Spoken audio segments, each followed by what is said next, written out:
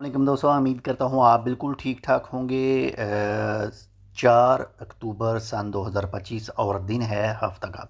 आज की वीडियो में आपके साथ ओमान के महकमे मौसमियात के मुताबिक जो एक रिपोर्ट जारी की गई थी समंदरी तूफ़ान शक्ति के हवाले से, और ये रिपोर्ट जो शाया की गई थी, जारी की गई थी उनके ऑफिशियल ट्विटर अकाउंट के ऊपर। ये आज दिन 3 बजे जो है वो जारी की गई थी। तो उसके मुताबिक आपके साथ में ये तमाम तफसील जो है वो शेयर कर रहा हूँ। ओमान के महकमे मौसमियात के मुताबिक शक्ति तूफ़ान हफ्ता की दोपहर तूलल बलद 64.3 मशरक़ और अर्ज़ल बलद 21.5 शमाल पर मरकूज़ था, जहाँ हवाएं 45 से 55 नॉट माइल जो है वो चल रही थी। यानी अगर किलोमीटर की बात करें तो 81 से 99 या 99 किलोमीटर फ़ी घंटा की रफ्तार से चल रही थी।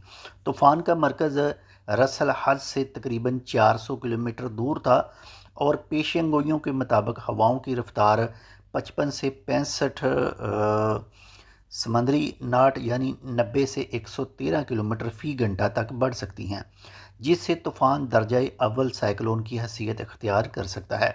अगरचे ये तवक्को है कि शक्ति तूफ़ान इतवार की शाम से पीर की सुबह तक हिंदुस्तानी इलाकों की तरफ जो मुड़ जाएगा, ताहम ओमान के साहलों पर इसके इनडायरेक्ट असरात महसूस होने का इम्कान है। इनमें से जनूबल शर्किया और अलवस्ता में बारिश के चांस बताए गए हैं। समंदरी लहरें 2 से 3.5 मीटर बुलंद हो सकती हैं।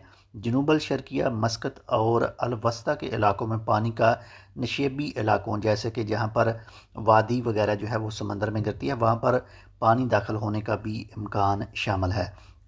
माहरीन का कहना है कि ये निज़ाम अपने अरूज के बाद बदतरीज कमज़ोर पड़ जाएगा, लेकिन एहतियात बरकरार है।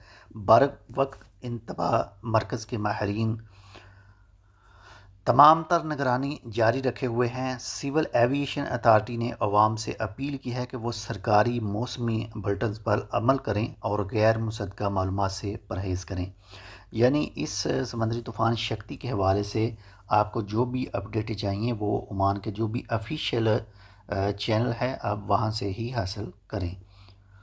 मिलते हैं इंशाल्लाह आपसे दूसरी अपडेट के साथ, तब तक के लिए अल्लाह हाफ़िज़।